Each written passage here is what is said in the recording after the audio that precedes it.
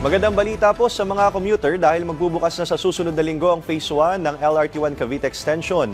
Nasa 80,000 pasahero ang inaasahang makikinabang dyan. Si Isaiah Mirafuentes ng PTV sa Balitang Pambansa Live.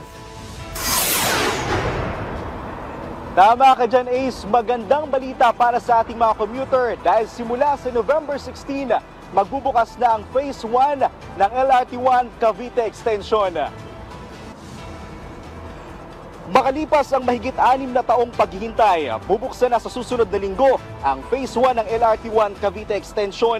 Magkakaroon ng karagdagang 5 istasyon sa ilalim ng Phase 1. Ito ay ang Redemptorist, Asiana Station, Near Road Station, PITX, Ninoy Aquino Avenue Station at ang Dr. Santos Avenue Station. Inaasahang magbubukas ang Phase 1 ng LRT Cavite Extension sa November 16. Ito mismo ang kinumpirma ni DOTR Secretary Jaime Bautista. May habang 6 na kilometro ang bubuksan na bagong linya ng LRT1. Inaasahang aabot sa 80,000 pasahero kada araw ang karagdagang masaserbisyuhan ng LRT1 dahil sa karagdagang istasyon na ito. Dagdag ito sa kasalukuyang mahigit na 320,000 daily rideship ng LRT1. Aabot sa 30 minuto ang oras na matitipid ng mga commuters kapag nabuksan na ang karagdagang linya ng LRT1.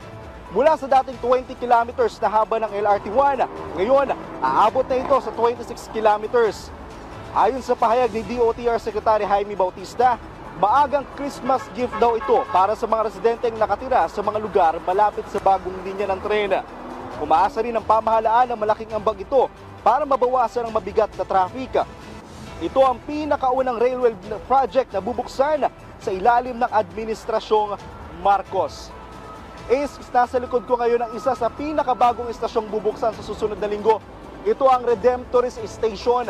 Kung makikita mo sa aking likuran, Ace, simple lang ang itsura nito pero napakaganda at mas malaki raw ito kumpara sa ibang mga istasyon. Samantala, sa mga nagtatanong nating kababayan kaugnay ng Phase 2 and 3 ng Cavite Extension, ayon kay DOTR Secretary Jaime Bautista, kasalukuyan pa daw itong nasa planning stage dahil kasalukuyan pa nilang inaayos ang mga right-of-way issue.